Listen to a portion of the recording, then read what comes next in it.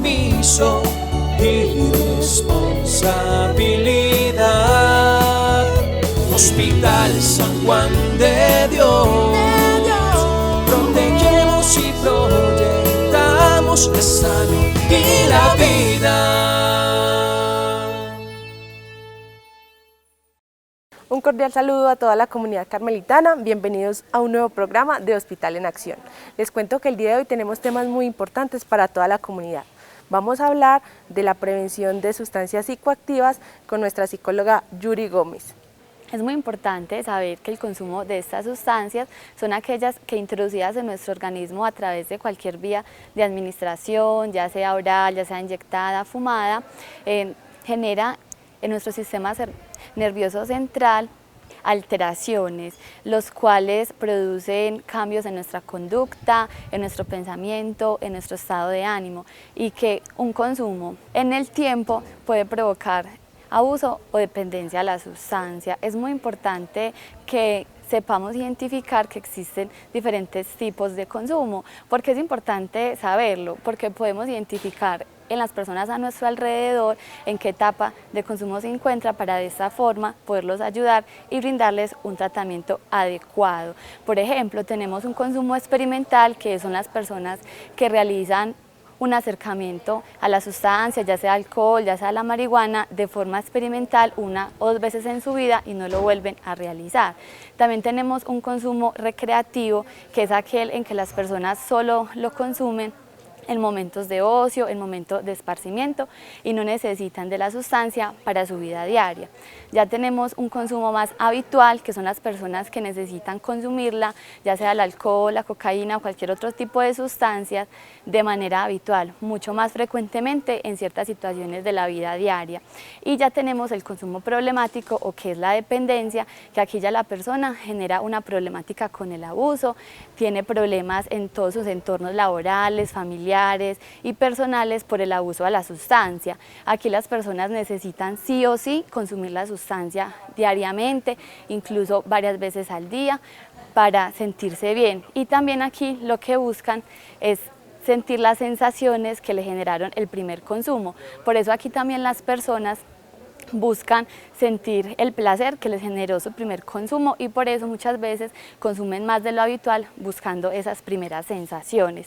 También es muy importante saber que existen algunos factores de riesgo que nos tienen un acercamiento a la sustancia en sí. Por ejemplo, amistades que consumen, barrios donde es la normalidad consumir, familias consumidoras, personas que han vivido con abuso, maltrato psicológico, maltrato físico, tienen baja autoestima, también tienen poca resolución de los conflictos, y todos estos factores pueden ser un determinante para que las personas tengan un acercamiento a estas sustancias. Hay que estar muy pendientes pues de ellas y poderlos ayudar. También es muy importante, aunque ya la persona consuma y esté en esta problemática, buscar ayuda con profesionales, con amigos, darles el apoyo necesario para poder salir y sobrepasar esta situación. No solo existen las personas que ya tienen la problemática, también es muy importante que se puede prevenir. Se puede prevenir a través de la familia, a través del colegio, a través de las habilidades personales, como por ejemplo, es muy importante que desde casa eduquemos a nuestros hijos en la resolución de los conflictos, en la toma de decisiones, porque de esta forma ellos pueden discernir de los riesgos y los peligros que se puede generar al tomar decisiones, en este caso, decidir tomar alcohol, decidir fumar o decidir tomar alguna sustancia psicoactiva. También enseñarles en los valores, en la confianza y en la comunicación en casa, porque a través de eso los chicos pueden acercarse a sus familias y contarles si existe una situación de riesgo. También estar muy atento a los padres, los amigos, toda la comunidad en general, en cómo nuestros hijos, nuestros adolescentes esparcen su tiempo, con quién comparte, cuáles son sus ocios, porque de esta forma también podemos identificar rápidamente antes de que exista la problemática y poderlos ayudar sin que caigan en el consumo. También es muy importante A nivel individual, tener habilidades sociales como resolución de conflictos, comunicación asertiva, tener alta autoestima, porque de esta forma tenemos la capacidad de decisión ante cualquier riesgo que se nos presente bajo un consumo. Y también es muy importante realizar actividades de ocio sano, identificar qué es lo que nos gusta, por ejemplo, hacer algún deporte, si nos gusta la cocina, realizar clases de cocina, de baile, de canto, porque de esta forma tenemos actividades que nos gustan y del tiempo libre y no tenemos pues como la búsqueda de peligros o de consumo. También es muy importante tener un proyecto de vida porque eso nos impulsa a hacer cosas positivas, a no desviarnos con el consumo, con el abuso y tener a nuestro alrededor personas que nos puedan ayudar para avanzar y alcanzar nuestras metas. Finalmente, fomentar nuestra red de apoyo, tanto en familiares, en amigos, en profesores. Si existe una situación de peligro, una situación de consumo, tener las habilidades de alejarnos de ahí y pedir ayuda en caso tal de que estemos en esta problemática.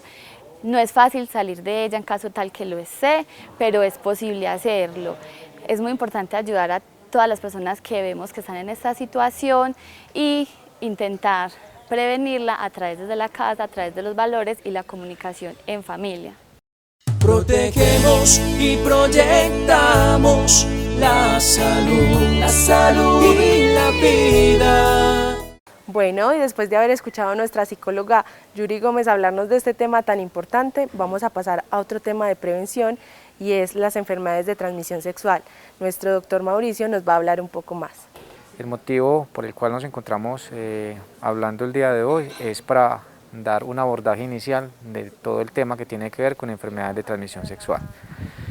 Entonces queremos de entrada darle pues como la invitación a toda la comunidad del Carmen para que tratemos de hacer un tamizaje de una forma temprana referente a todo el tema de enfermedades de transmisión sexual. Eso se refiere acá, ¿a qué? Que si tenemos algún factor de riesgo, como por ejemplo una enfermedad de transmisión sexual previa, que tengamos múltiples parejas sexuales sin ningún tipo de protección, o sea, al menos no utilizar método de barrera que sería el preservativo, o tener alguno de los síntomas que posteriormente vamos a mencionar, se debe de consultar de una forma inmediata, sobre todo pues por el servicio de consulta externa.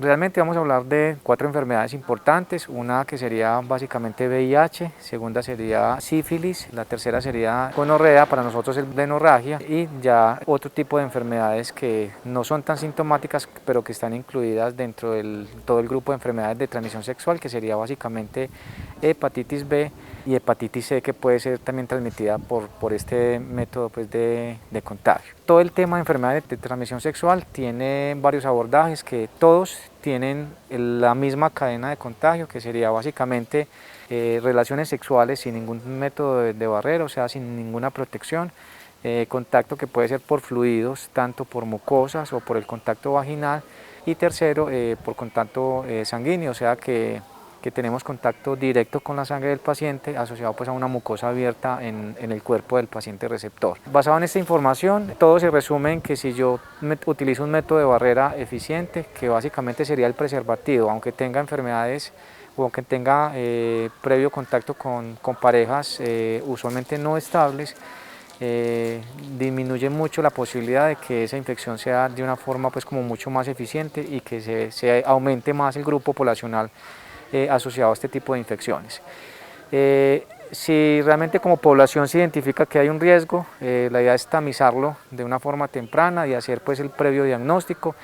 En el hospital básicamente 2 diagnósticos que se hacen por laboratorio sería VIH y sífilis, que tenemos la forma de detectarlo, y ya el resto de las enfermedades, que serían blenorragia o gonorrea, básicamente se trata por síntomas. No es necesario pues utilizar las pruebas, aunque si algún médico lo considera lo puede solicitar, pero acá en el hospital no contamos con ese servicio. Entonces se hace un tratamiento básicamente por el síndrome o por los síntomas que tiene el paciente.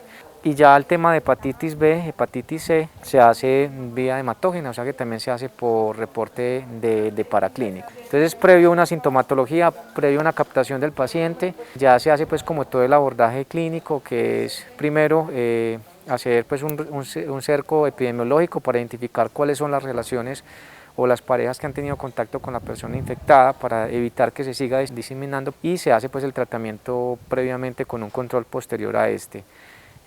Ya después de hacer como todo este abordaje se hace pues una educación constante, sobre todo con los pacientes, para tratar de identificar dónde se presentó el foco de infección y evitar pues nuevamente recaídas o reinfecciones recurrentes. El tema o lo más importante con este mensaje es que entendamos que las enfermedades de transmisión sexual están con una tasa de incidencia muy elevada, o sea que cada día aumentan más los casos confirmados acá en el hospital, y eso quiere decir que aunque uno piense que nunca le va a dar una enfermedad de transmisión sexual, que mi pareja no me va a poder infectar, de que las personas con que yo estoy basados en que yo puedo pensar en que físicamente no hay una enfermedad, pueden estar infectadas. Entonces, en conclusión, siempre tenemos que tener una sexualidad responsable. Responsable es idealmente tener parejas estables, aunque la estabilidad tampoco da pues un margen de seguridad, o sea que simplemente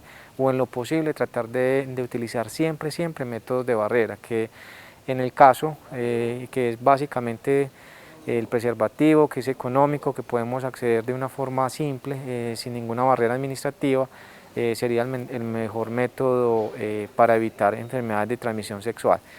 Y segundo, si yo tengo síntomas en el contexto de una posible enfermedad de transmisión sexual, hay que consultar de una forma inmediata para hacer posiblemente el diagnóstico y posteriormente hacer el tratamiento. Entonces, de mano del hospital queremos darle la invitación y tenemos las puertas abiertas para todo este tema. Alguien que tenga dudas, inquietudes o que sienta que puede ser abordado o que necesita una intervención médica porque hay posiblemente una duda frente a este tema, en cualquier momento se puede acercar al hospital para hacer como la previa aclaración. Protegemos y proyectamos la salud y la vida. Bueno, y para finalizar les cuento que en días pasados hablamos con la jefe de enfermería Ángela Plata y hablamos de un tema muy importante, y es las emergencias hospitalarias que podemos vivir en nuestro municipio y también en el Hospital San Juan de Dios. Además hablamos de la prevención de la pólvora en épocas dicembrinas. Escuchemos. ¿Cómo está preparado el hospital para las emergencias? Nosotros tenemos un plan que fue asesorado directamente con la seccional de salud, con la guía técnica de la seccional, y la ARL Colmena nos ha asesorado también y nos ha hecho algunas revisiones. Ese plan tiene muchos años de haber sido constituido, en donde están las amenazas, en donde están las situaciones que pueden generar las emergencias y todas las acciones que tenemos que hacer para mitigar todos esos riesgos, para que no se nos materialicen, para que no se conviertan en una emergencia real. Entonces en eso estamos. Tenemos un comité que ha venido reuniéndose en el último año. Las reuniones han sido un poco más escalonadas debido a la emergencia que tenemos desde el 2020 por el COVID, pero este comité tiene muy claro todas las funciones, se ha capacitado el año anterior y este año sobre cuáles son las funciones en caso de una emergencia, después de la emergencia y antes de la emergencia. Al igual se ha capacitado a todos los brigadistas, tenemos un grupo grande de personas que están a cargo de los primeros auxilios, si hay una emergencia interna, si es una emergencia externa, tenemos unas personas preparadas para hacer la evacuación, y así hemos venido desarrollando todas estas acciones que han hecho que todas las simulacros y emergencias que hemos tenido hayan sido pues bien desarrolladas. Qué bueno que nos contextualizas acerca de este tema, y bueno, ya que sabemos qué son las emergencias y en general sobre el tema, hablemos sobre qué deben hacer los acompañantes o las personas que nos visitan si hay una emergencia. Claro que sí. Todos los que vienen aquí a reuniones o visitantes y los acompañantes de los pacientes y los mismos pacientes en caso de una emergencia deben estar pendientes del direccionamiento que el personal de salud les dé en el instante de la emergencia. Por decir algo, si está en hospitalización como acompañante de un familiar o un paciente, la auxiliar de enfermería de turno, y en el caso mío la enfermera y el médico, somos los que salimos con ellos y les decimos por dónde salir y cómo salir, porque resulta de que suena una alarma y la gente se va de pronto por el lugar donde es el problema, y a veces los problemas están por la puerta principal o por aquella puerta. Entonces aquí tenemos muy claro que si hay una emergencia interna, siempre hay un plan de evacuación, hay 5 rutas de evacuación, cada uno sabe por dónde tiene que salir, pero las personas de afuera no lo saben, entonces deben dejarse guiar por nosotros, así es como lo manejamos. Y cuando el personal nuevo, porque hay personal nuevo en la institución, no lo tiene claro, debe dejarse guiar por el personal de más tiempo. Generalmente suena una sirena y la sirena es prepárese, pero si hay que evacuar suenan pitos que te dicen por dónde deben salir. Entonces, si la sirena me suena aquí, yo debo salir por allá o por allá. Entonces, donde me piten es por donde tengo que salir. Eso lo tiene muy claro todo el personal de salud. En este momento estamos haciendo un proceso de reinducción en donde estamos garantizando que el 100% de los compañeros de trabajo sepan qué hacer en caso de emergencias, y estamos haciendo mucho énfasis en la prevención también de las infecciones. Tenemos un grupo de estudiantes de la Universidad de Antioquia que están a cargo de cómo mitigar o prevenir las infecciones, porque estamos en pandemia y pandemia es una emergencia que tenemos desde el 2020. Entonces, esta emergencia pandemia, aparte de dedicarnos a ver rutas de evacuación, de preparación de prevención de incendios, de otras cosas que teníamos como en la cabeza importantes, nos hizo desbocar un poco hacia la prevención de las infecciones y el uso de los elementos de protección personal. Entonces, tenemos que usar el tapabocas, tenemos que cambiarnos la ropa al ingresar a la institución, un poco de medidas que hemos hecho para evitar no solo que se contagie los otros pacientes que no están infectados, sino los familiares y nosotros como personal de salud. En este momento nosotros evitar contagio es supremamente importante porque el personal capacitado para atender la emergencia, que estamos en primera línea, y las auxiliares de enfermería y los médicos que están más en contacto directo con el paciente, los debemos cuidar mucho, porque si se enferman, ¿con quién lo reemplazamos? O sea, no hay tenemos un grupo grande, pero de todas maneras en turnos y donde se nos enfermen muchos tendríamos que cerrar. ¿Qué emergencias que tú recuerdes han tenido en los últimos años? Sí, nosotros aquí hemos tenido varias emergencias.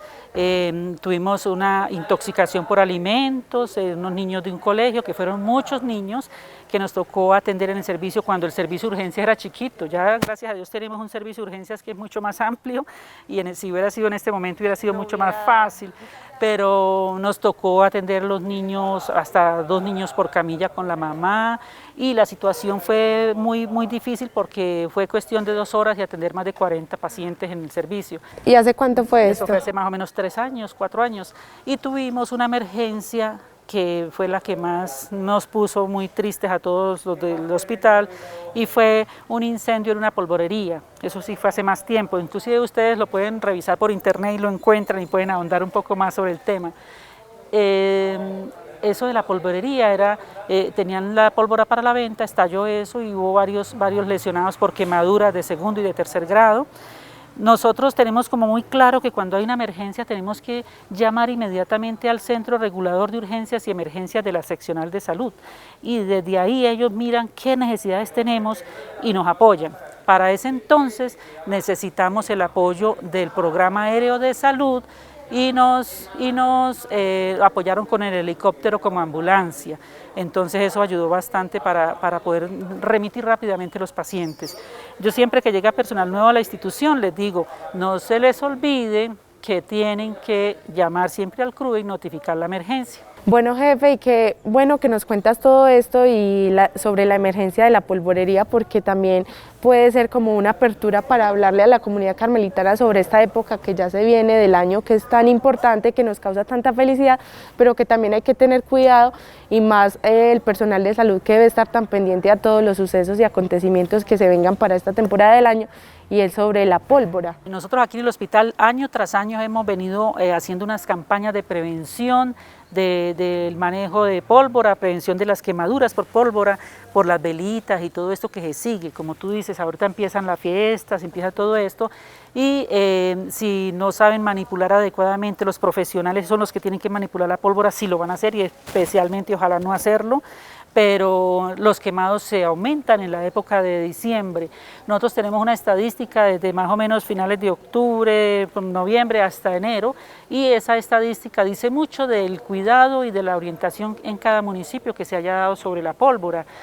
La prevención es a todo nivel, desde la casa, desde la fiesta, desde las instituciones, desde la parte religiosa, para que por favor eviten las quemaduras para diciembre, porque si bien estas no solamente son la quemadura de la piel, sino muchas veces hay amputaciones, hay lesiones más profundas. En los menores. Y es muy triste que normalmente ocurre en las personas o que están en estado de embriaguez o los niños, que los niños no tienen la prevención. Los padres tienen que estar muy juiciosos evitando que ellos manipulen la pólvora, y eso sí nos ocasionaría una emergencia el doble de la que tenemos, porque si bien ese niño tiene que ser atendido en urgencias y generalmente tiene que ser remitido a un pabellón de quemados, allá va a estar en contacto con sintomáticos respiratorios por todo el trayecto y termina con doble problema. Por un lado, si tienen el proceso respiratorio, lo del COVID, y por otro lado tener cuidado con las heridas. Entonces es mejor cuidarnos para evitar que tengamos problemas mayores. Y es que en este caso o sea, si uno recurre al hospital ya está bajo una emergencia, que es la que tenemos en este momento, más a la que recurramos ya sea por una quemadura o por una enfermedad que tengamos, entonces estamos expuestos a doble emergencia, que es lo que estamos viviendo en este momento. Bueno, jefe, yo quiero que para finalizar este programa y este tema tan interesante le hagamos una invitación a toda la comunidad que nos está viendo en este momento, como para esta nueva etapa y esta nueva época del año que se viene, y también sobre el tema que hablamos hoy de las emergencias, que fue tan importante y tan interesante. Primero que todo, no dejen de usar el tapabocas así estén vacunados. Por favor, sigan usando las mismas medidas de cuidado para evitar la primera emergencia, que es la pandemia que tenemos. La higiene de manos, el protocolo de entrar a casa. No se descuiden, no crean que la vacuna evita el contagio. Recuerden que la vacuna lo que evita es llegar a cuidados intensivos y a una enfermedad grave. Todas las vacunas son muy buenas para eso, pero algunas no cubren completamente lo del contagio. Y otra situación es que ya tenemos la cepa Delta. Yo ayer, si ustedes ven televisión también nacional, se dan cuenta que la Delta ya está por más de un pueblo. Y el Delta, que es una nueva cepa del coronavirus, ella ya está en más de un municipio, entonces, y se pega mucho, o sea, es mucho más contagiosa. Entonces, las medidas no deben parar. Se cree que para ahorita final de año, con tantas reuniones, tantos puentes y todo esto se aumente, entonces cuídense bastante. No siempre van a encontrar el que tose, el que tiene fiebre, el que tiene desaliento. Con esta nueva cepa ya son otros síntomas muy diferentes y hay mucha gente que es asintomática. Entonces, no, yo no tengo gripa, yo no tengo nada. Ah, pero puede tener la cepa, entonces tienen que tener mucho cuidado. Ya da diarrea, da dolor estomacal, es diferente. Eso lo pueden también investigar bien por internet, que ahí lo consiguen todos los que quieran investigar más acerca de eso. Y lo segundo, llega la Navidad. Recuerden, prevenir las quemaduras por pólvora, por favor. No queremos tener pacientes quemados en nuestro municipio. Nuestro municipio debe ser un ejemplo en el oriente antioqueño. Todos los años nos ha tocado, pero esperemos que este año se cuiden más que cualquier otro año. Protegemos y proyectamos la salud y la vida. Bueno, esto ha sido todo por el día de hoy. Esperamos que hayan disfrutado de este programa y que hayan aprendido bastante de estos temas tan importantes que tenemos cada 8 días para todos ustedes. Los esperamos en un nuevo programa.